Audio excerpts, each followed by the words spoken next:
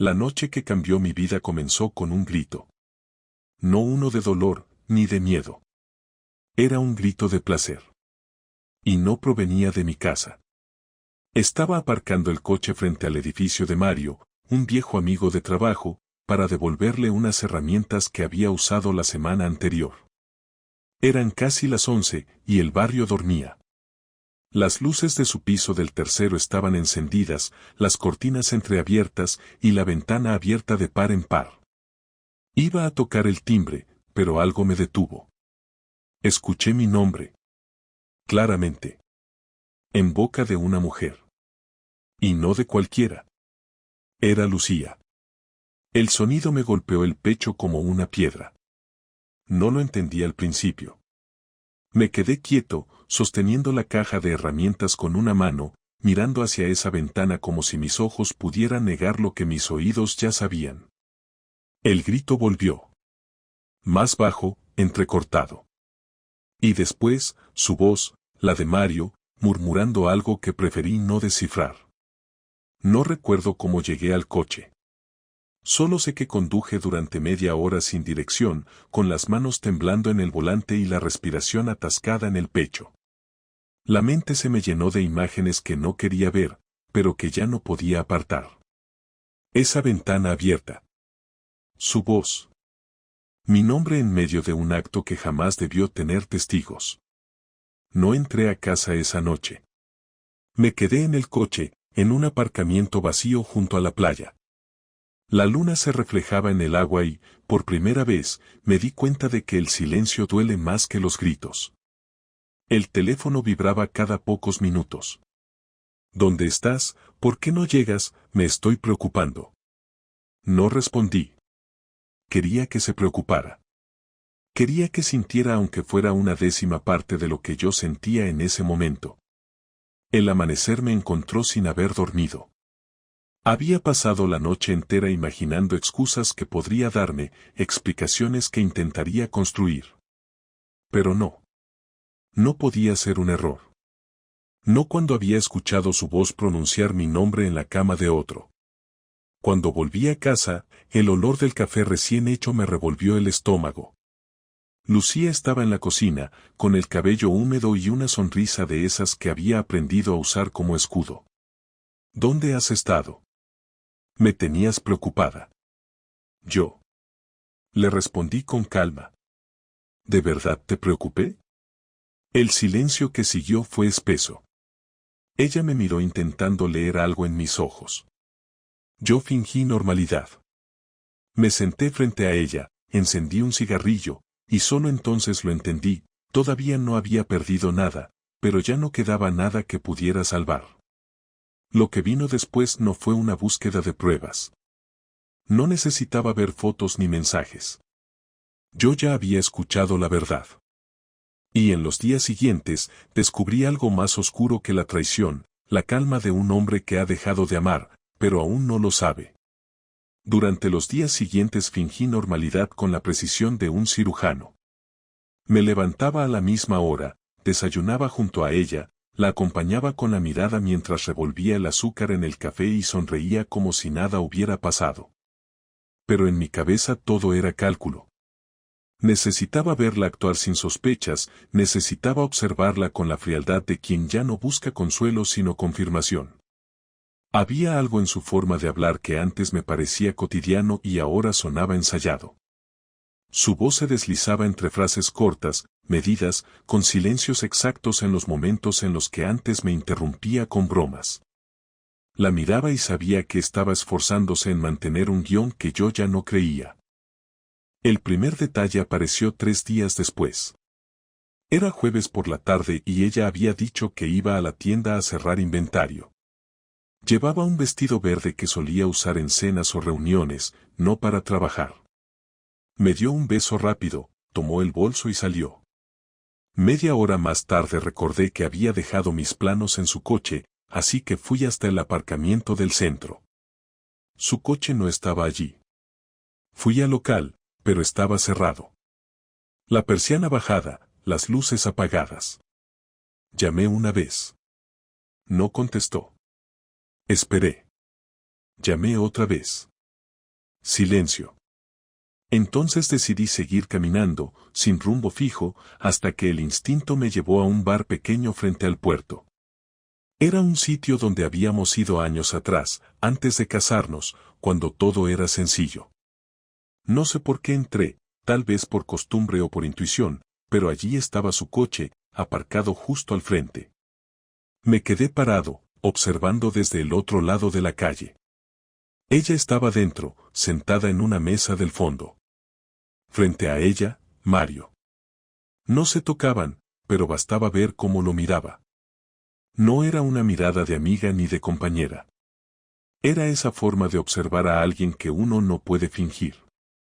La manera en que sonreía, en que inclinaba la cabeza hacia él, en que el tiempo parecía suspenderse solo para ellos. Me quedé fuera, con las manos en los bolsillos, mientras el camarero le servía vino y ella se reía por algo que él decía. No me moví durante 10 minutos. Los conté uno por uno. Cada gesto era una prueba más precisa que cualquier fotografía. Cuando se levantaron para irse, caminé detrás de ellos a distancia. No me vieron. Tomaron la calle lateral que lleva hacia los edificios nuevos frente al paseo marítimo. Los vi entrar en uno. Esperé. Pasaron 20 minutos. Media hora. Una hora. No salían. No tuve necesidad de comprobar nada más. Volví a casa. Abrí una cerveza. Me senté en el sofá. Dejé el móvil sobre la mesa y esperé a que ella regresara, sin pensar, sin sentir nada. Cuando la puerta se abrió, eran casi las 11. Se me hizo tarde, dijo, tuvimos un problema con los proveedores. ¿Con los proveedores o con Mario? Pregunté sin levantar la vista. El golpe fue seco. Su respiración se cortó de inmediato. Durante unos segundos no dijo nada, y el silencio confirmó lo que las palabras habrían negado. Me miró con el rostro tenso, intentando recuperar el control. ¿De qué hablas? Preguntó finalmente, bajando el tono. De ti, de él, de esta noche, del bar frente al puerto, del edificio nuevo. ¿Te suena? La taza que sostenía cayó sobre la encimera. No se rompió, pero el sonido fue suficiente para llenar la casa entera. Ella se quedó inmóvil, buscando una salida. Yo la observaba con una calma que no era natural. No había ira, no todavía. Solo una claridad helada que me obligaba a no perder detalle. No es lo que piensas, dijo, por fin. ¿Entonces qué es? Hablábamos de trabajo, nada más. A las 10 de la noche, con vino, en un bar que cerró hace meses. Sí, claro. No gritaba. No necesitaba hacerlo. Ella lo sabía. Lo que me sorprendía era su torpeza, la manera en que intentaba construir excusas sobre una base tan débil. Caminó hacia mí, intentando tocarme la mano. La retiré. Se detuvo. Bajó la cabeza. Fue un error, dijo en voz baja. No lo planeé. Pasó y me arrepiento. No contesté. Tomé la cerveza, di un trago y la dejé en la mesa. No era solo el hecho en sí, sino la naturalidad con la que podía decirlo, como si confesarlo redujera el daño, como si bastara con admitirlo para limpiar el suelo que había ensuciado. ¿Desde cuándo? Pregunté. Unos meses, respondió sin mirarme. ¿Cuántos? 5. 5 meses durmiendo conmigo, comiendo conmigo, mirándome a la cara cada día. No sabes cómo me sentía, dijo, levantando la voz. Me sentía sola, invisible, vacía. Tú estabas siempre trabajando, no me mirabas, no me escuchabas. Sus palabras eran precisas, calculadas, pero no eran una defensa, eran un intento de convertir la culpa en un reparto. Me observaba buscando una grieta en mi expresión, algo que le indicara que aún tenía poder sobre mí. No lo encontró. Entonces fue culpa mía, dije despacio. Te engañé primero por no mirarte. No digas eso, no lo entiendes. Lo entiendo perfectamente. Te sentías sola, así que buscaste compañía. Muy humano todo. Ella rompió a llorar. No de remordimiento, sino de miedo. Sabía que no habría marcha atrás. Se sentó en el suelo, cubriéndose el rostro. Yo la observaba desde arriba, sin moverme, intentando reconocer a la mujer que había amado durante más de una década. No quedaba nada. Ni siquiera odio. No quería que te enteraras, dijo entre sollozos. Eso lo sé. Caminé hacia la puerta, abrí y salí sin cerrar detrás de mí. El aire de la noche era espeso, pero me pareció más respirable que el que había dentro. Caminé durante horas sin rumbo, solo escuchando el eco de mis pasos y esa frase repitiéndose en mi cabeza, no quería que te enteraras. Porque en el fondo no le dolía haberme traicionado, le dolía haber sido descubierta. Y en ese momento entendí que no había nada que salvar. La herida no era la infidelidad, sino la indiferencia que la acompañaba. Cuando amaneció, ya sabía lo que tenía que hacer. No necesitaba venganza todavía. Lo que necesitaba era verla perder la seguridad que tanto había protegido. Y eso solo podía empezar si yo fingía perdonarla. A la mañana siguiente me levanté antes que ella. Preparé café, serví 2 tazas y esperé en la mesa como si nada hubiera ocurrido. Cuando apareció en la puerta de la cocina, llevaba la misma bata de siempre y el rostro pálido de quien no ha dormido. Me miró sin saber si sentarse o salir. Le hice un gesto para que se acercara.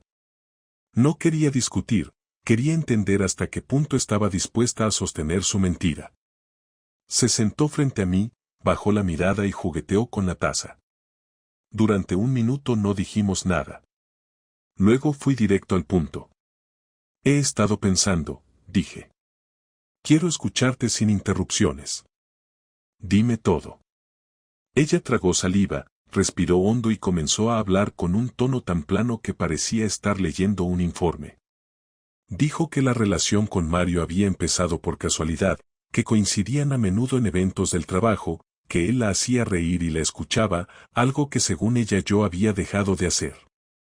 Afirmó que al principio solo hablaban, que necesitaba sentirse valorada, y que la primera vez que estuvieron juntos fue un accidente, una noche de copas y confusión. Mientras hablaba, me observaba de reojo, esperando una reacción. Yo no le di ninguna. Quería que siguiera. ¿Cuántas veces lo viste después de esa noche? Pregunté. No lo sé, unas cuantas. Unas cuantas es 2 o 20. No las conté, respondió con un hilo de voz. Levanté la mirada y la sostuve la suficiente para que bajara la suya. Le pedí que me dijera dónde, cuándo y cómo. Cada detalle. Dijo que siempre se veían en el mismo apartamento, el de un amigo suyo que viajaba mucho. Explicó que habían intentado dejarlo varias veces, pero que siempre volvían a verse. Añadió que lo quería, pero de un modo diferente, que no era amor sino dependencia. Esa palabra fue la que más me irritó. Dependencia. Como si haberme traicionado fuera una especie de síntoma, algo que podía explicarse clínicamente. ¿Y si no lo hubiera descubierto, seguirías con él? Pregunté. No lo sé, supongo que habría terminado igual. No, no habría terminado. Tú habrías seguido mintiendo. Ella intentó acercarse, quiso tocarme la mano, pero la retiré de inmediato. Me observó con desesperación. Te lo juro, Alejandro, no fue por maldad.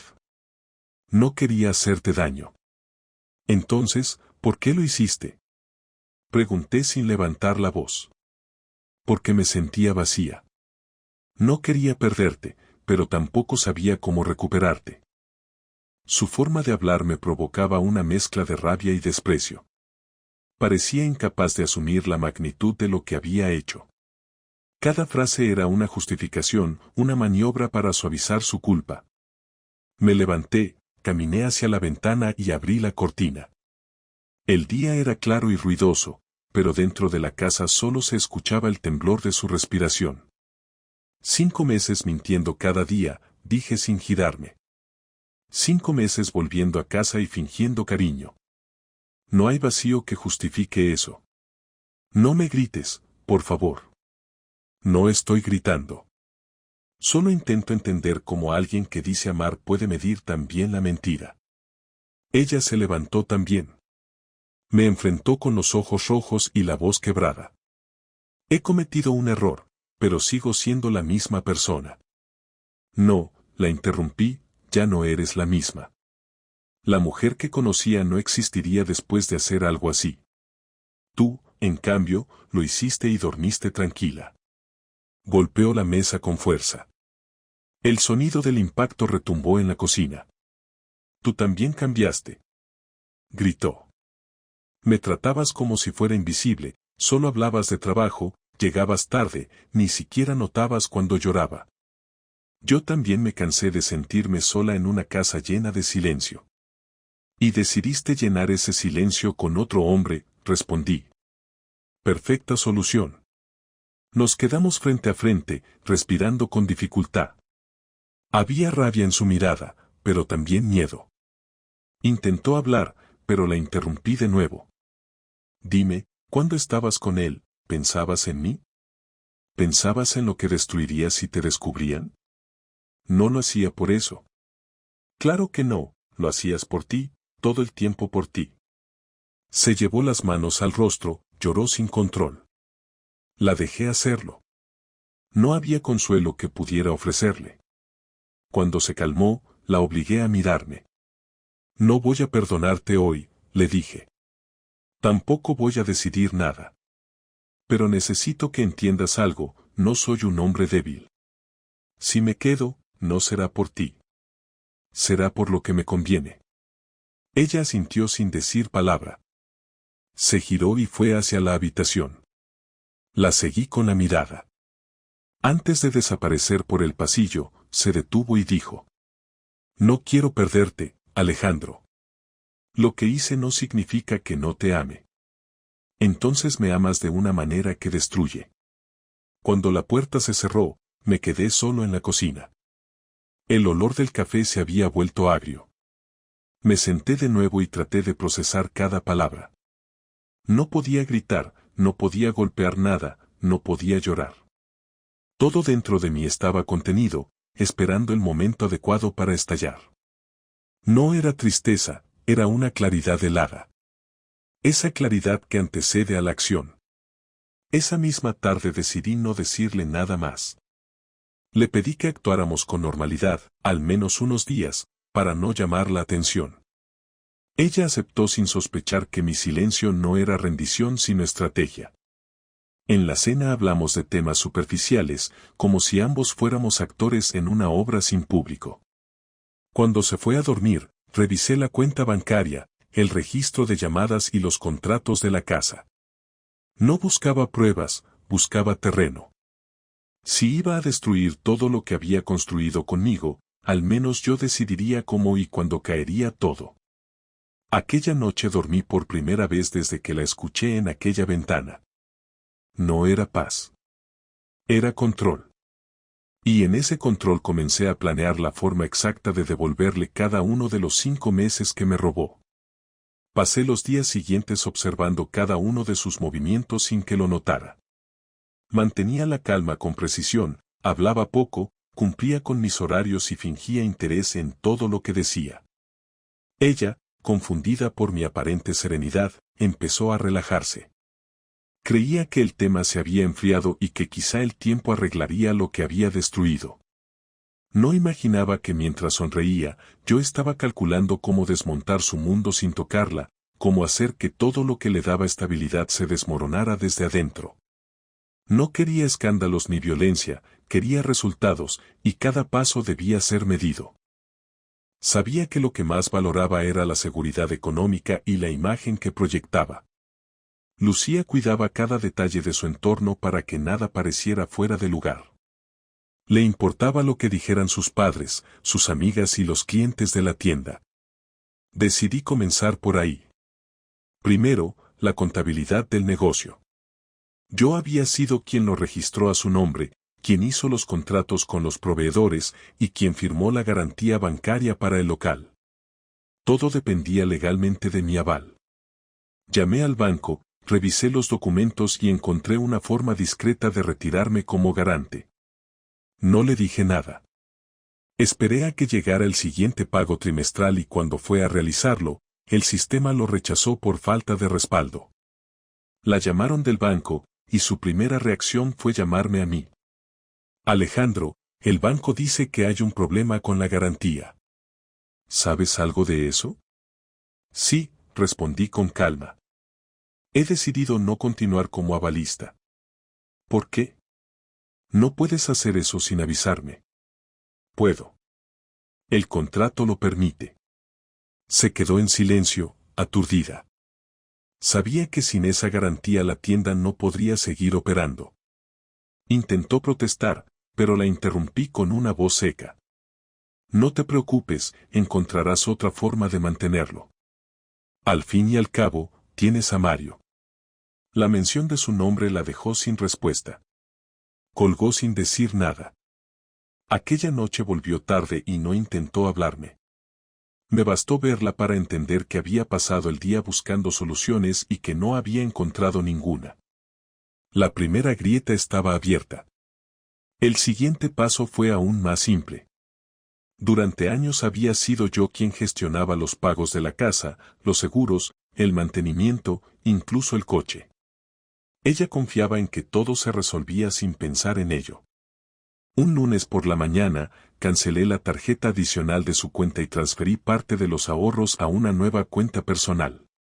Cuando quiso pagar unas facturas, descubrió que la tarjeta no funcionaba. Entró al despacho, con el teléfono en la mano y el tono crispado. Han bloqueado mi tarjeta. ¿Tú sabes algo de esto?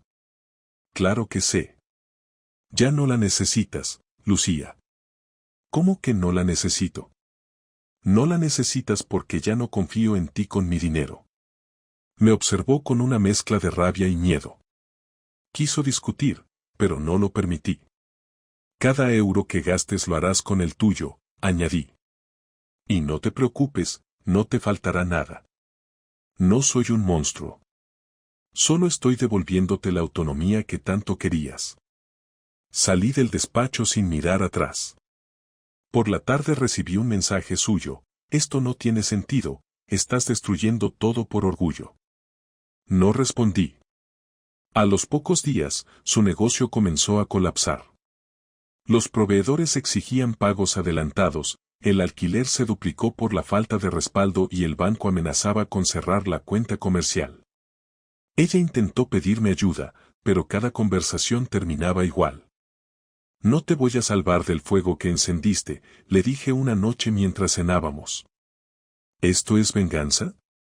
¿Quieres verme arruinada? No quiero verte, eso es todo. Empezó a perder peso, dormía poco, bebía más vino del habitual. Su energía habitual se desmoronaba. A veces la escuchaba llorar en el baño, creyendo que yo dormía. No me movía.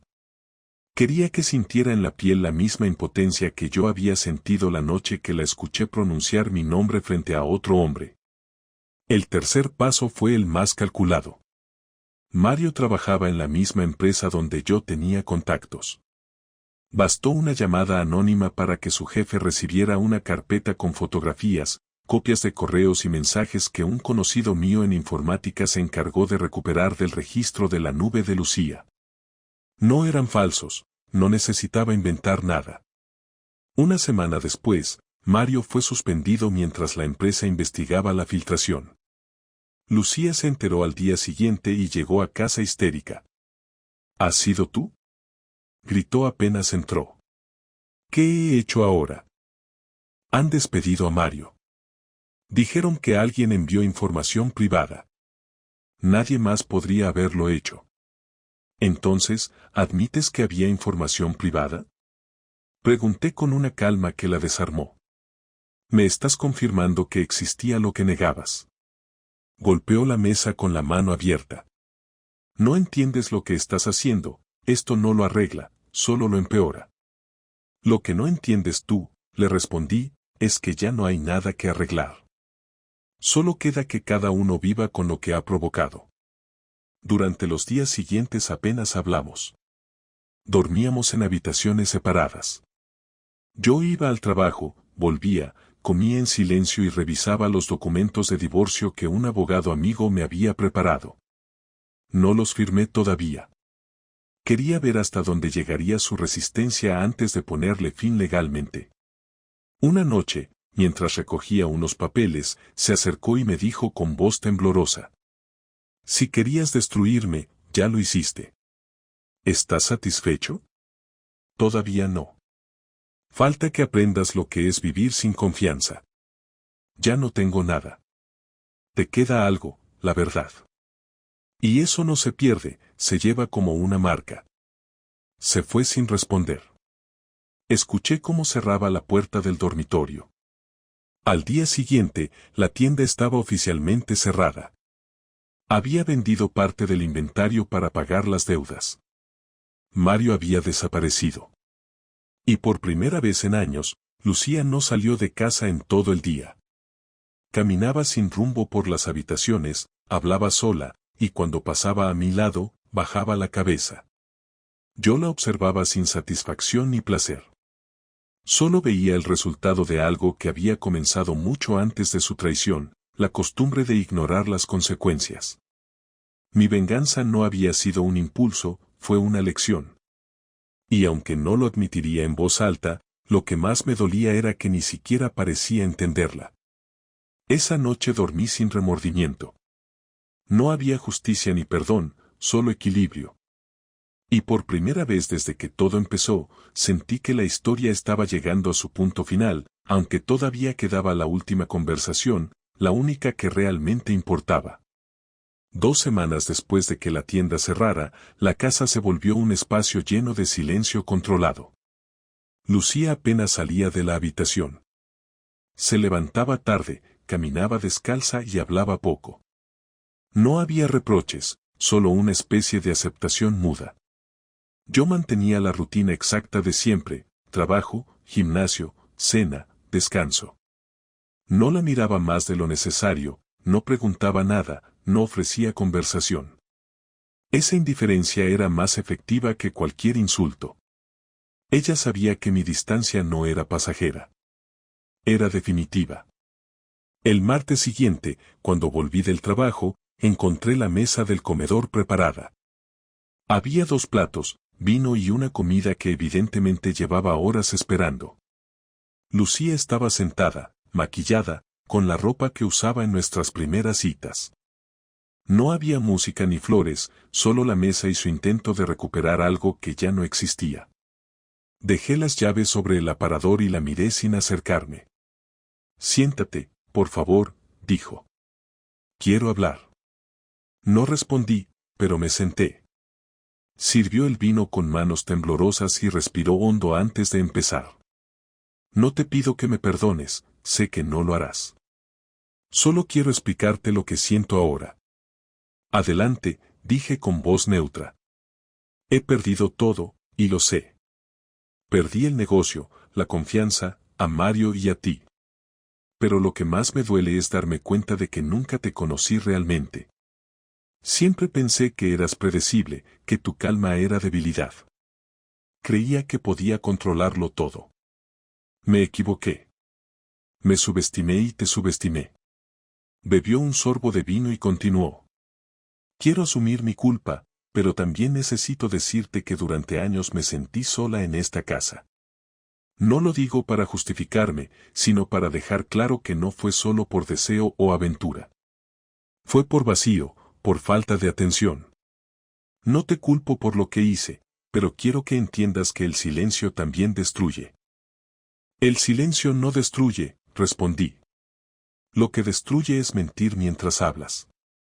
«Lo sé», contestó. «Y cada noche me repito que si hubiera sido honesta, nada de esto habría pasado. Pero no puedo retroceder». «Entonces, ¿qué esperas de mí?», pregunté. «¿Quieres compasión?». «No.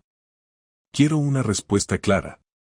¿Vas a divorciarte o vas a quedarte aquí fingiendo que todo está bien?». No puedo seguir en esta casa sin saber qué vas a hacer. Tomé el vaso, lo giré entre los dedos y la observé con calma. Lo decidiré esta noche. ¿Después de todo lo que hiciste? ¿Después de arruinar mi vida? No arruiné tu vida, Lucía. Solo quité lo que no te pertenecía. El silencio se alargó varios minutos. Ella empezó a llorar, pero sin ruido, con lágrimas contenidas. No se acercó, no intentó tocarme. Esperó. No sé si me odias o si ya no te importo, dijo al fin. No te odio. Y eso es lo que más debería preocuparte. Si te odiara, significaría que todavía me importas. Pero ya no siento nada. Ni rabia ni tristeza. Solo indiferencia. ¿De verdad puedes seguir así, sin sentir nada por la persona con la que compartiste media vida? Puedo, y lo hago. No porque sea fuerte, sino porque ya no hay vínculo. Lo rompiste tú. ¿Y qué harás después? ¿Empezarás otra vida, como si esto nunca hubiera pasado? No.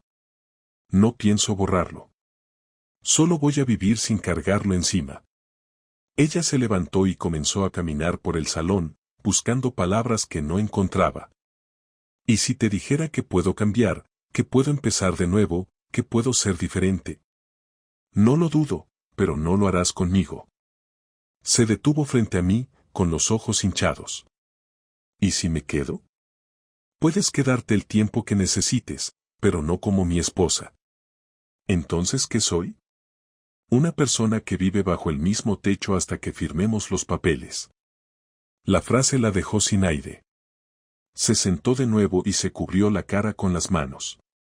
¿De verdad no hay nada que pueda hacer para reparar esto? No. Hay cosas que no se reparan. Se cierran y se dejan atrás. La miré en silencio durante un largo momento. Ya no era la mujer que había amado. Su rostro, sus gestos, su voz, todo me resultaba ajeno. No quedaba ni rastro de la complicidad que alguna vez existió. Lo que veía frente a mí era la consecuencia pura de nuestras decisiones.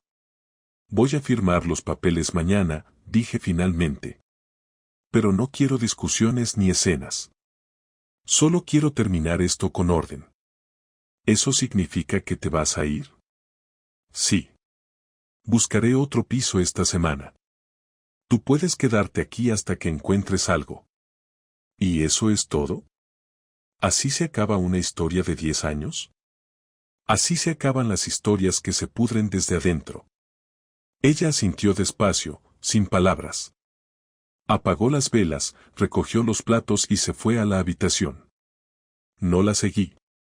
Me quedé sentado frente a la mesa vacía, pensando en cómo una década de vida compartida podía reducirse a una conversación de 20 minutos. No había dramatismo ni arrepentimiento, solo hechos. Esa noche dormí en el sofá. Escuché sus pasos en el pasillo, su respiración irregular detrás de la puerta cerrada, y supe que no había vuelta atrás. A las 3 de la madrugada se levantó y salió sin hacer ruido. Vi desde la ventana cómo se alejaba por la calle. No la detuve. A la mañana siguiente encontré una nota sobre la mesa. Decía que se marchaba a casa de su hermana y que firmaría lo que hiciera falta. No había despedida ni súplica, solo una frase al final: lo siento demasiado tarde, pero lo siento igual. Guardé la nota en un cajón y llamé al abogado. Prepara los documentos, le dije. Quiero cerrarlo cuanto antes. Esa misma tarde firmé. Cuando salí del despacho, sentí que todo se había reducido a una formalidad. No hubo alivio ni tristeza, solo una certeza: había terminado. Y aunque no lo sabía todavía, esa conversación había sido el último acto de una historia que me enseñó que la traición no destruye en un instante, sino que revela lo que ya estaba muerto mucho antes de descubrirla. Después de firmar los papeles del divorcio, la vida se reorganizó sin ruido. No hubo grandes cambios visibles, pero cada cosa se movió ligeramente de sitio. Me mudé a un piso pequeño en el centro, sin jardín, sin fotos, sin los muebles que habíamos elegido juntos. Me llevé solo lo necesario, un colchón nuevo, la cafetera y mis documentos. Todo lo demás quedó atrás, no porque no pudiera quedármelo, sino porque no tenía sentido conservar nada que me recordara un tiempo que ya no pertenecía a nadie. Las primeras noches fueron tranquilas. No dormía bien, pero tampoco mal. Me limitaba a mirar el techo, a escuchar el tráfico nocturno y a acostumbrarme a no escuchar su voz. Los primeros días después de la separación no hubo contacto. Ella no llamó, yo tampoco. Los abogados se encargaban de los trámites y cada comunicación se reducía a correos con fechas y firmas. A la tercera semana recibí un mensaje corto. Decía que había encontrado trabajo en otra ciudad y que se marchaba a finales de mes. No preguntaba cómo estaba ni ofrecía despedirse. Solo informaba. Le respondí con un que te vaya bien. No hubo más. La indiferencia se había convertido en el único idioma posible entre nosotros. En el trabajo, nadie supo los detalles. Solo comentaron que me veía más serio. No hice esfuerzos por explicarme. Algunos compañeros intentaron invitarme a salir, a distraerme, pero yo no quería distracciones. No tenía interés en rehacer mi vida con rapidez ni en llenar el vacío con conversaciones sin peso. Necesitaba entender que había fallado, no en ella, sino en mí. Comencé a revisar los últimos años con una claridad que antes no tenía. Recordé cada vez que evité una conversación por cansancio, cada gesto que ignoré, cada día en el que preferí el silencio a la incomodidad. No justificaba lo que ella hizo, pero entendía que la distancia no había empezado con la infidelidad. Había empezado mucho antes, con la rutina y la pereza de mantener algo que ambos dimos por garantizado. Pasaron los meses y la vida se volvió práctica. Me acostumbré a cocinar para uno, a no tener que avisar si llegaba tarde, a no escuchar pasos ajenos por el pasillo. El orden de la soledad era limpio, sin imprevistos. A veces, al volver del trabajo, me encontraba pensando en ella sin rencor. No por nostalgia, sino como quien recuerda una etapa que ya terminó. Pensaba en cómo algo tan cotidiano podía transformarse en una historia irreconocible. Me preguntaba si realmente había amado a Lucía o si simplemente había amado la idea de compartir la vida con alguien. Con el tiempo llegué a la conclusión de que el amor se convierte en costumbre cuando se deja de alimentar y la costumbre se convierte en indiferencia cuando se deja sin propósito. Un viernes por la tarde, casi un año después, recibí una carta. No tenía remitente visible, pero reconocí la letra al instante. La abrí sin prisa. Decía que estaba viviendo en Málaga, que trabajaba en una tienda pequeña y que, aunque no esperaba respuesta, necesitaba escribir para cerrar lo que no pudo decir en persona. Decía que no buscaba disculpas ni reconciliación, que entendía que su traición había sido una decisión consciente y que ya no intentaba justificarla. Afirmaba que había comprendido lo que yo sentía al destruir algo que tardó años en construirse y que no pasaba un día sin pensar en el daño que causó. Terminaba la carta diciendo que deseaba que estuviera bien, que ojalá algún día pudiera recordar lo bueno sin el peso de lo que vino después. La guardé en un cajón sin responder. No porque me diera igual, sino porque no quedaba nada que decir. Ya no había heridas abiertas, solo cicatrices que no dolían. Con el tiempo volví a salir con otras personas. No buscaba nada serio, solo compañía ocasional. No comparaba ni repetía patrones. Había aprendido a observar sin esperar demasiado. La confianza no regresó de inmediato, pero tampoco la necesitaba con urgencia. La traición me había enseñado que la fidelidad no es solo cuestión de deseo, sino de respeto propio. Cuando uno se respeta, no necesita controlar al otro. Aprendí que amar no significa pertenecer, significa elegir cada día sin depender del miedo a perder. Un día, mientras caminaba por el paseo marítimo, pensé en cómo habría sido todo si aquella noche no hubiera escuchado su voz, si hubiera seguido ignorando las señales. Tal vez todavía estaríamos juntos, fingiendo amor, acumulando frustraciones hasta que el desgaste se hiciera insoportable. En ese momento entendí que descubrir la verdad había sido una forma brutal pero necesaria de liberación. No por justicia ni por venganza, sino por claridad. Esa noche volví a casa y abrí una carpeta donde guardaba los documentos del divorcio. Los observé un momento y luego los rompí sin pensarlo demasiado. No por desprecio, sino porque ya no los necesitaba. No representaban nada más. Encendí la cafetera, me serví una taza y me senté frente a la ventana. Pensé en lo que había aprendido de todo aquello. Aprendí que la lealtad no se exige, se demuestra. Que la traición no destruye solo una relación, también destruye la versión de uno mismo que vivía dentro de ella. Aprendí que el perdón no siempre se da al otro, a veces se da a uno mismo por haber confiado en lo equivocado. Nunca más volví a saber de Lucía. No busqué su nombre en redes, no pregunté a nadie por ella. Era parte de un capítulo cerrado, y revisarlo no aportaría nada nuevo. Algunos amigos decían que había rehecho su vida, otros que seguía sola. No me interesó comprobar cuál era cierto. Cada quien paga su precio y encuentra su manera de continuar. La mía fue simple, seguir viviendo sin mirar atrás. Hoy, cuando pienso en aquella historia, no siento rabia ni tristeza. Siento una especie de neutralidad que solo llega cuando todo se comprende. Si alguna vez me preguntan si volvería a confiar en alguien, la respuesta es sí, pero de otro modo. Con menos ingenuidad y más observación. No porque tema volver a ser traicionado, sino porque ahora sé que ninguna relación sobrevive si no se construye con verdad. La confianza no se pide, se cuida. La verdad no se busca, se mantiene. Cuando apago las luces antes de dormir, me doy cuenta de que la soledad ya no pesa. Es una consecuencia lógica, no un castigo. No hay odio, no hay culpa, no hay pena. Solo queda la certeza de que todo tuvo sentido, incluso lo peor. Porque a veces la única forma de aprender lo que vale la honestidad es perderla. Y aunque el precio fue alto, lo pagué con la tranquilidad de saber que, al final, el que se fue era otro hombre, más consciente, más frío, pero también más libre.